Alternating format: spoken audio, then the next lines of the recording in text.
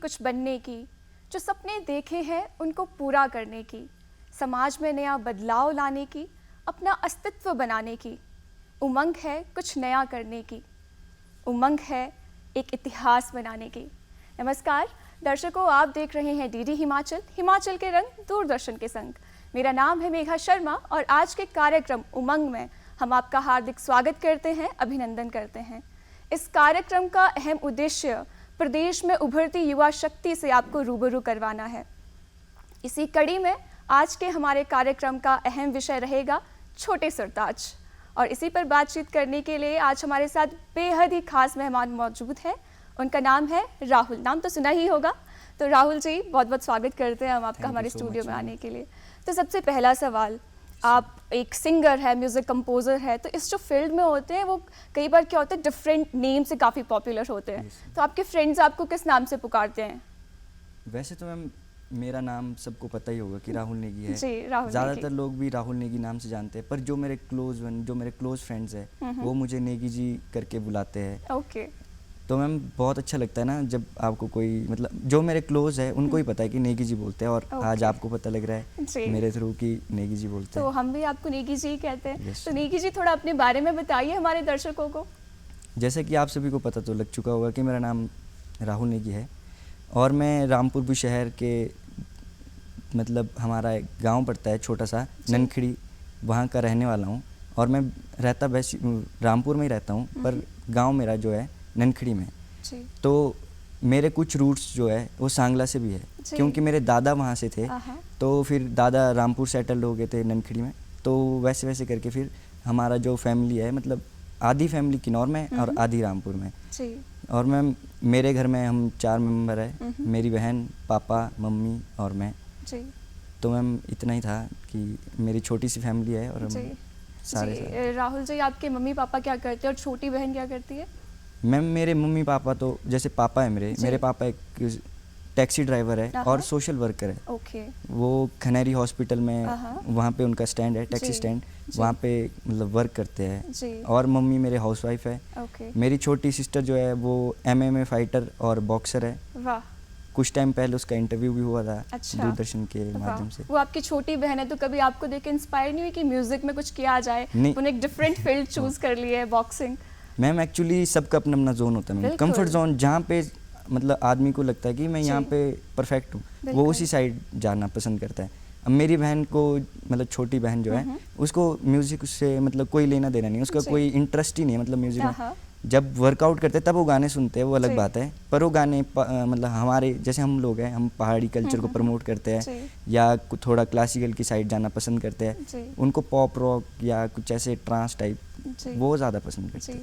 तो राहुल, वैसे तो आप सिंगर है, म्यूज़िक कंपोज़र है, लेकिन इसके सिवा भी आप क्या कर रहे हैं, पढ़ाई कर रहे हैं? थोड़ा उस बारे में भी बताएं। मैम मैं अभी इस टाइम पे फर्स्ट ईयर का स्टूडेंट हूँ, हमारे जो PG कॉलेज रामपुर है वहाँ पे, और साथ साथ में म्यूज़िक में अपना मतलब विशारद कर रखी है मैंने पहले, और साथ साथ अभी धीरे धीरे कर रहे हैं, म्यूज़िक में भी कर रहे हैं, और फर्स्ट ईयर रामपुर से चली है, BSc कर रहा हूँ। जी, तो आपकी लाइफ में म्यूज़िक की शुरुआत कैसे हुई, कैसे सो रुझान हुआ? ये मैम बहुत ज़्यादा इंटरेस्टिंग एक क्वेश्चन आपने पूछा, क्योंकि मैम मेरे पेरेंट्स नहीं थे पहले म्यूज़िक लाइन में।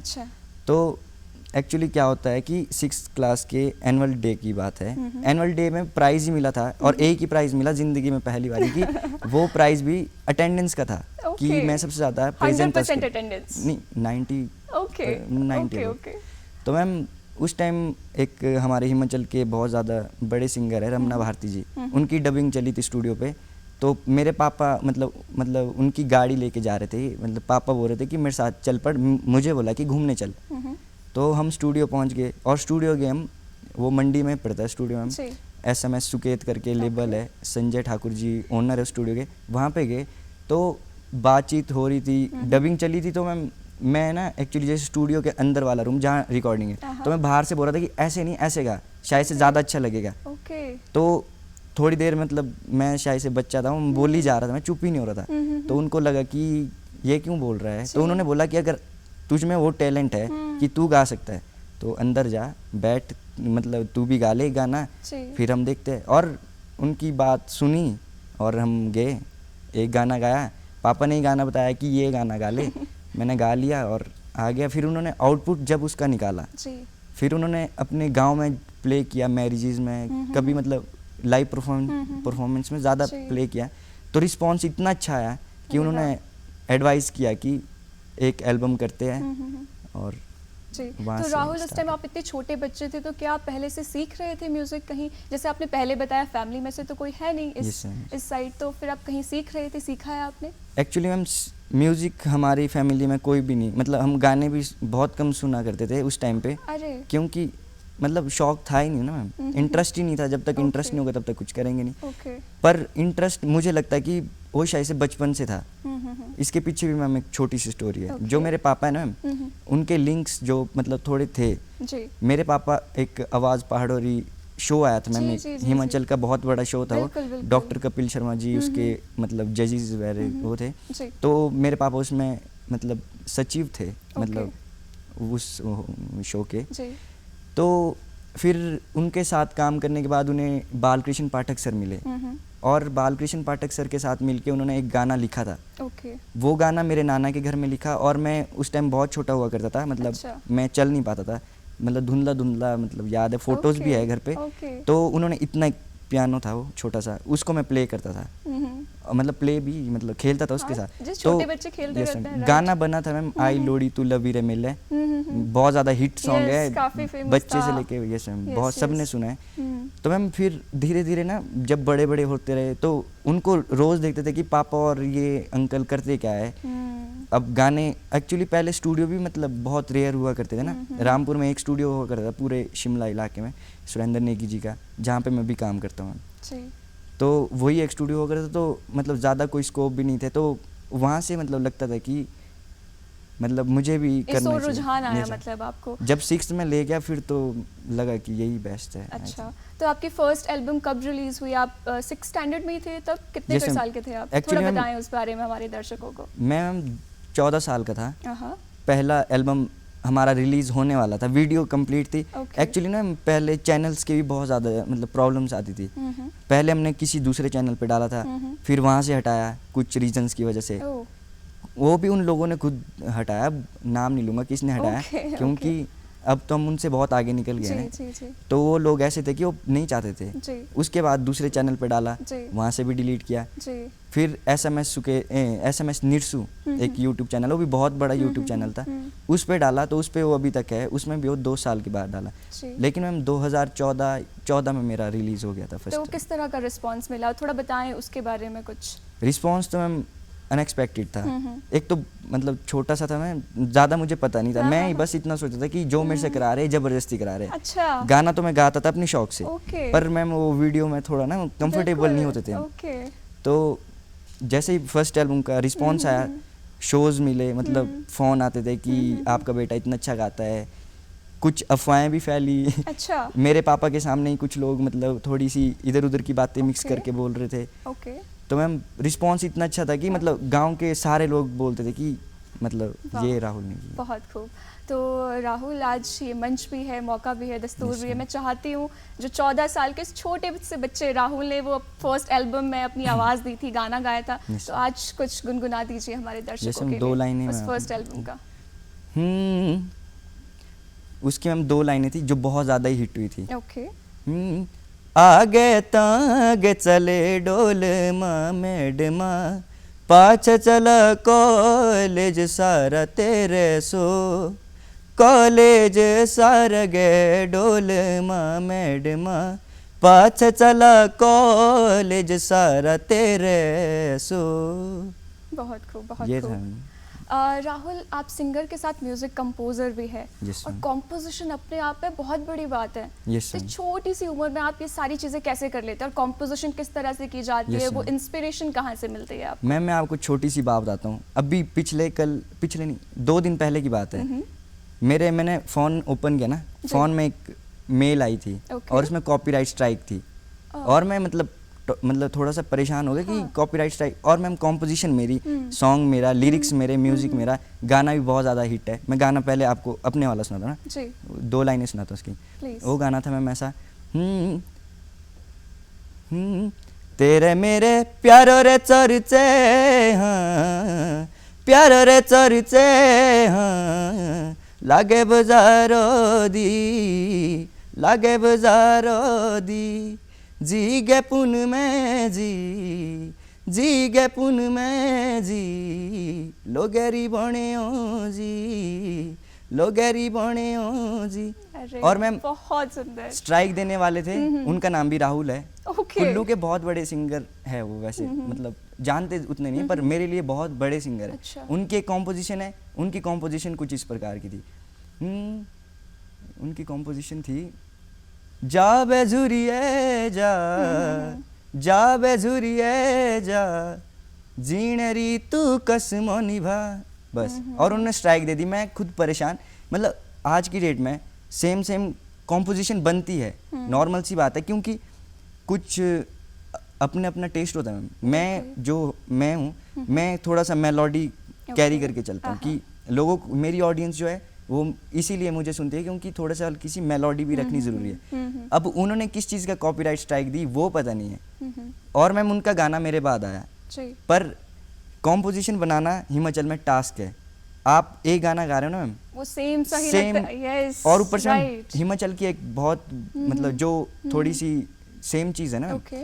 बीट पैटर्न हमारे सेम होते हैं, इसलिए मैम हमारा किन्नौर बेस्ट है। यस इंस्ट्रूमेंट लाइव बजते हैं मैम यस। आज की डेट में, मतलब। और मैम कॉम्पोजिशन बनाना ही मतलब टास्क है। मैंने तो कॉम्पोजिशन बना दी, पर अब मैं किसी को ऐसा तो नहीं बोल सकता कि तू मेरी तरह मत गा, और वो मुझे कॉपीराइट स्ट्राइक दे रहा है, मतलब तो आप समझ सकते हो कि। और जब कॉम्पोजिशन म्यूज़िक की बात करें कि म्यूज़िक की हम कैसे कंपोज करते हैं, तो उसके लिए हम बहुत सी, मतलब हमारा माइंड सेट होना चाहिए सबसे पहले। जैसे मैं स्टूडियो में बैठता हूँ, मैं पहले वोकल पहले लेता हूँ और उसके बाद म्यूज़िक का काम करता हूँ, क्योंकि मैम अब गाने के मूड है। मान लो मैं कोई लव सॉन्ग कर रहा हूँ, तो लव सॉन्ग में मैम कुछ चीज़ें ऐसी होती है कि जो मतलब नहीं अच्छी लगती है। जैसे आज की डेट में सैम्पलिंग, हिमाचल में पंच चलता है मैम ज़्यादा, आपको तो पता ही होगा। तो जैसे मेरे सॉन्ग है, मेरे सॉन्ग कुछ में पंच होता है, कुछ में नहीं होता है, तो मैं दोनों चीज़ को कैरी करता हूँ कि लोगों को डल भी नहीं लगना चाहिए और ऐसा भी नहीं लगना चाहिए कि ओवर हो रहा है। यस। तो मैम दोनों चीज़ें, बस बाकी आपके माइंड सेट पे है। स्टूडियो जाता हूँ मैम, आराम से करता हूँ, कोई दिक्कत नहीं है। बहुत सुंदर। इसके साथ राहुल आप काफ़ी ज़्यादा लाइव परफॉर्मेंस करते हैं, कॉन्सर्ट करते हैं, तो आपका पहला कॉन्सर्ट का एक्सपीरियंस कैसा था, उसके बारे में ज़रूर बताएं। यस मैम, जो मैम जब मेरा फर्स्ट एल्बम लॉन्च होता ना, उसके उसी मंथ, आई थिंक उसी मंथ, हाँ उसी मंथ नलवाड़ मेला लगता है मैम करसोग में, बहुत बड़ा मेला। तो वहाँ पे पापा को कॉल आई वहाँ से, अच्छा, कि शो करा रहे हैं हम, अगर आप आना चाहो तो आ सकते हैं। तो इससे बड़ी बात तो क्या ही हो सकती है कि एक मतलब उस लेवल पे बहुत बड़ा लेवल था वो। मैं तो उस टाइम आर्टिस्ट भी नहीं था, मतलब बन ही रहा था मैं। तो हम गए वहाँ पे, जो वहाँ के ऑफिसर्स थे, एसडीएम थे कि बीडीओ सर थे, कोई थे, वो थे कोई कमेटी के। तो उन्होंने मुझे अपने ऑफिस बुलाया और हमारे साथ मेरे पापा थे और एक रोशनी शर्मा जी सिंगर है बहुत बड़े, वो भी, तो वो थे। तो उन्होंने वहाँ पे कॉम्प्लीमेंट किया, कि कमेंट किया उन्होंने, मतलब अब उनकी फीलिंग्स जो थी ना, उन्होंने वो कुछ इस तरह से एक्सप्रेस की कि भाई इतना छोटा सा बच्चा है, ये सांस भी ले पाता होगा ढंग से, मतलब होता है ना मैम। अब फिर उन्होंने वहाँ पे एक लाइक छोटा सा ऑडिशन ही करा दिया, मतलब स्टेज पे तो बोला स्टेज पे तो गा लेगा, चले स्टेज पे कुछ भी गाएगा, कोई दिक्कत नहीं है, मेरे को सुना दे कैसा गाया। मैंने एक गाना सुनाया, फिर उन्होंने तालियां बजाई और सारे, फिर उन्होंने बोला कि जाइए, वहाँ पे कॉल की स्टेज पे और गए। थोड़ा सा गुनगुनाएंगे आपका जो पहला लाइव परफॉर्मेंस थी, आपने कौन सा गाना गाया था? Yes ma'am. हो बाकी चंदेरा याद रखी गला मेरी लो, हो बाकी चंदेरा याद रखी गला मेरी, ये था। बहुत बहुत सुंदर। अच्छा राहुल, आप इतनी छोटी सी उम्र से लाइव परफॉर्मेंस भी कर रहे हैं। अक्सर हम देखते हैं कि बच्चे जो होते हैं ना छोटे, आप 14-15 साल के थे, स्कूल टाइम में सुबह के टाइम मॉर्निंग असेंबली होती है, फिर भी वो स्टेज में आने से कतराते हैं। तो आपको कभी स्टेज फियर नहीं हुआ? अगर हुआ तो उसको आपने कैसे ओवरकम किया? एक्चुअली मैम स्टेज फियर जो होता है ना मैम, वो कुछ नहीं होता है, आप देख ही पा रहे होंगे, वो तो मतलब वो चीज़ नहीं होती है कभी। लेकिन जब हम किसी आदमी से, जैसे हम एक रूम में बैठे हैं, आप और मैं मान लो डिस्कशन कर रहे हैं किसी टॉपिक पे, तो उस टाइम ना मैं थोड़ा सा मतलब नर्वस फील करता हूँ। मुझे Okay. थोड़ा सा लगता है कि यार मैं कर पाऊंगा नहीं कर पाऊंगा। लेकिन उस टाइम की बात मैं बताता हूँ, जब मेरा वहाँ पे ऑडिशन लिया ना सर ने, वीडियो सर ने, तो मुझे वहाँ पे उस टाइम डर लगा कि अगर मैंने अभी नहीं गाया तो मैं कभी नहीं गा पाऊंगा। यस। और उन्होंने तो तारीफ की। फिर जब मैं स्टेज पे गया ना मैम, लिटरली मेरे मतलब मुझे लग ही नहीं रहा था कि मैं शो कर रहा हूँ। मुझे लग रहा था कि मैं अपने स्टूडियो में बैठा हूँ, मतलब, और यहाँ मॉनिटर्स की आवाज़ इतनी प्यारी, और मैं अपने गाने में खुद ही मतलब लग रहा था कि मैं बेस्ट गा रहा हूँ भाई, इससे ज़्यादा क्या चाहिए। बहुत सुंदर। ये सीखने वाली बात है कि अगर आपको कोई अपॉर्चुनिटी मिलती है ज़रूर उसे ग्रैब करें। Yes, ma'am. राहुल, मैं चाहती हूँ आप थोड़ा बताएं कि मम्मा पापा की ओर से आपको, आपकी फैमिली की ओर से किस तरह का सपोर्ट मिलता है? मैम सपोर्ट तो इतना है कि मतलब नहीं करते हैं शायद, और घर वाले बोल भी देते होंगे कि मैंने देखा है कुछ पेरेंट्स बोलते हैं कि मत कर, ये मत कर, वो मत कर। मेरे पेरेंट्स ऐसा नहीं बोलते कि ये मत कर, बस ऐसा बोलते हैं कि गलत संगत से थोड़ा सा दूर रहना, अपनी सोसाइटी ऐसी रखनी है क्लियर एंड सेफ, बाकी कोई प्रॉब्लम नहीं है। सपोर्ट इतना है मैम कि जब हमारे पास ना शो में, कुछ शो मैंने ऐसे किए ना जहाँ पे फ्री ऑफ कॉस्ट, जब पापा ने मुझे मतलब लाइक परफॉर्म करवाना था कहीं, वो स्टार्टिंग में, जैसे स्टार्टिंग में बहुत स्ट्रगल होता है ना, मतलब दिखता नहीं है वो किसी को, पर खुद को तो पता होता है कि मैंने स्ट्रगल किया। तो मैम बहुत से शो ऐसे करते थे हम जिसमें मतलब कि 1 रुपया भी नहीं मिलता था। फिर हम जाते थे ना शो करने, तो ऑडियंस जो पैसे देते ना मैम, वो मन इतने हो जाते थे कि हमारे को उससे ज़्यादा कुछ चाहिए नहीं। अरे वाह। तो मैम बहुत ज़्यादा सपोर्ट है, ऐसी कोई जगह नहीं है, उत्तराखंड, हिमाचल, ऑल ओवर हिमाचल में कर दिए शो। बहुत सुंदर, यानी कि फैमिली की ओर से फुल सपोर्ट है, Full और जब support फैमिली का सपोर्ट है तो इंसान कुछ भी कर सकता कुछ है। भी। लेकिन एक और अहम सवाल कि कई बार क्या होता है राहुल कि हम कई बार काफ़ी उदास हो जाते हैं, Yes, सेल्फ मोटिवेशन नहीं रहता। Yes, आपको बाहर से काफ़ी कहते हैं लोग कि तुम कर सकते हो, बट कई बार ऐसे भी मौके आते हैं। और एक और चीज़ आज का जो हम देख पा रहे हैं जनरेशन कि काफ़ी दुखी रहते हैं, यानी कि एक प्रेशर सा है उनके कंधों पर, या वो खुद ही फील करते हैं वो नेम फेम पाने का, मतलब एक अजीब सी चाहत है वो भी कि जल्दी से सारी चीज़ें हो जाए। तो आप खुद को किस तरह से मोटिवेट रखते हैं राहुल? सबसे पहले तो मैम मैंने कभी लाइफ में ऐसा नहीं सोचा कि मेरे को फेमस होना है। मैंने जो भी किया ना मैम, Yes. शौक के लिए किया, मतलब घर वाले भी शौक के लिए करा रहे हैं, नहीं तो अदरवाइज सपोर्ट नहीं करता था कोई। अब मेरे जितने भी मैम मेरा है ना मैम कि मैं गाता हूँ या मैं कहीं कॉन्सर्ट करता हूँ, तो मैम मेरे से पूछते पहले कि तूने ये करना है, तू जाएगा? तो अगर मैं बोलूँ तभी घर वाले करें ना। और मैम अगर मुझे लगता है ना कहीं कि मेरा टर्निंग पॉइंट है, यहाँ पे मेरा गाना नहीं चल रहा है या ये सक्सेस नहीं हो पा रहा है, तो मैं सोचता हूँ ना कि कुछ लोग बोलते हैं, जैसे कि आप बोल रहे थे कि कुछ लोग बोलते हैं कि ये नहीं होगा, वो नहीं होगा, तो मैम उन लोगों की ना बात मतलब यहाँ से सुनिए और यहाँ से आउट। ज़रूरी नहीं है मैम कि लाइफ में घर वालों से ज़्यादा सपोर्ट कोई नहीं कर सकता है मेरे हिसाब से। बहुत सुंदर। एक घर वाले, एक टीचर, 2 जिंदगी में ऐसे मिलेंगे मैम जो आपको आगे ही बढ़ाना चाहेंगे। बहुत सुंदर। कुछ लोग तो होते हैं मैम, मेरी लाइफ में बहुत ज़्यादा ही लोग, बहुत क्लोज लोग मिले जिन्होंने बहुत कुछ बोला। पापा को भी बोला, एक टाइम तो पापा मेरे पास रो रहे थे, लिटरली ये घर की बात है पर बाहर नहीं जानी चाहिए, पर उन्होंने बोला कि अगर तूने करना है तू कर, तेरे पीछे मैं हूँ, मैंने तेरे को संभालना है, तेरे को कोई और तो दे नहीं रहा है। बहुत सुंदर। और कर्म ही आराधना है, आप अपना कर्म करते जाएंगे तो जरूर नाम भी होगा, सब कुछ होगा। ये तो बात थी म्यूजिक की राहुल, पर इसके सिवा आपकी कोई और हॉबीज है, थोड़ा उसके बारे में बताएं। हॉबीज तो मैम यही है कि सुबह जाके मतलब पहले कॉलेज जाना, फिर स्टूडियो जाना, अपना काम करना है और फिर रूम जाना है। जी, अभी आप बीएससी फर्स्ट ईयर में, तो आप म्यूजिक और पढ़ाई दोनों को किस तरह से मतलब बैलेंस कैसे बनाते हैं, आप दोनों को किस तरह से समय दे पाते हैं आप? एक्चुअली मैम पढ़ाई को ना मैं 6-7 से ही मतलब दोनों साइड बाय साइड चला है। मेरे जो पेरेंट्स हैं ना वो बोलते हैं कि अगर तू मन से करेगा ना कोई चीज़, ना तेरी पढ़ाई तेरी म्यूजिक के बीच आएगी, ना म्यूजिक तेरी पढ़ाई के बीच आएगा। बहुत सुंदर। तो मैम जैसे मैं मतलब 10th के एग्ज़ाम थे मेरे बोर्ड के, तो रात को मेरा कॉन्सर्ट था। पापा ने पूछा तू पढ़ना चाहता है कि कॉन्सर्ट करना है? मैंने बोला ऑब्वियसली बात है, प्रोग्राम करते हैं, चलो मज़े करेंगे। तो गए हम, शो किया, सुबह गए, पेपर दिया। अभी कोई लेटेस्ट आपको कोई सॉन्ग आने वाला है? यस मैम, थोड़ा बताएं उसके बारे में। 17 मार्च को मैम मेरा एक सॉन्ग आ रहा है, नॉन स्टॉप नहीं है, फुल स्टॉप है, एक सॉन्ग है मतलब। तो वो छोटा सा सॉन्ग है, वो जो सॉन्ग है ना उसकी बहुत प्यारी स्टोरी है। अगर जितने भी लोग देख रहे हैं वो भी उस गाने को सपोर्ट करे तो उससे ज़्यादा अच्छी बात नहीं हो सकती है। जी, हम ज़रूर, जो हमारे दर्शक हमें देख रहे हैं, 17 तारीख को आपका गाना रिलीज़ हो रहा है, वो ज़रूर देखें और प्यार दें ढेर सारा राहुल को। अच्छा राहुल, आज की डेट में क्या है ना, इन्फॉर्मेशन टेक्नोलॉजी का ज़माना है, social Yes, ma'am, media yes, का ma'am. ज़माना है, तो यानी कि पता नहीं रहता कि कब कौन सी चीज़ वायरल हो जाए, Yes, ma'am. ऑडियंस को क्या पसंद आए। तो कोई ऐसा गाना है अभी हाल फिलहाल में जो काफ़ी फेमस हुआ, लोगों को पसंद आया हो, थोड़ा Yes, उसको ma'am. गुनगुना दीजिए बस 2 लाइन्स। मैम आपने जो बोला ना मैम, उसके पहले मैं एक बात बोलना चाहता हूँ। जैसे मैम सोशल मीडिया है ना मैम, हमें पता नहीं था कि इतना कुछ होता होगा। तो जैसे मैम हम लाइक स्टूडियो में बैठते थे ना मैम, तो वहाँ पे म्यूज़िक डायरेक्टर आए एक दिन। अच्छा। उन्होंने बोला कि तू वेरीफाइड आर्टिस्ट है। हाँ, हाँ। बोला तू इतने प्रोग्राम करता है, इतना वो करता है, शो करता है, तू वेरीफाइड आर्टिस्ट है। मैंने बोला वो क्या होता है? जी। बोला सोशल मीडिया पे, यूट्यूब पे तेरा चैनल है, अच्छे खासे सब्सक्राइबर है, पर तू सोशल मीडिया पे तू वेरीफाइड ही नहीं है। उसके लिए मैम जो मैम टेक्नोलॉजी है ना जी। मैम, उसने इतना ज़्यादा मतलब अच्छा कर लिया ना हम आर्टिस्ट के लिए।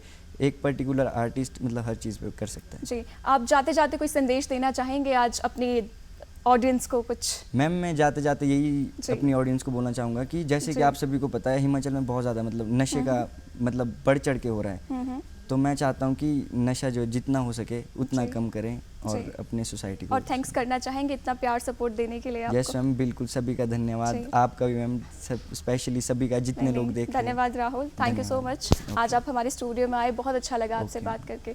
तो दर्शकों, ये थे हमारे साथ राहुल नेगी जी। हम आशा करते हैं आज का कार्यक्रम आपको बेहद पसंद आया होगा। आज के इस अंक में इतना ही, अगले अंक में आपसे फिर मुलाकात होगी। बने रहिए डीडी हिमाचल के साथ, तब तक के लिए नमस्कार।